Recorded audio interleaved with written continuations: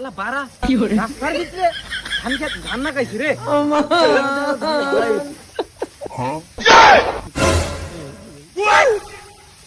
শালা বার চলে গেছে গা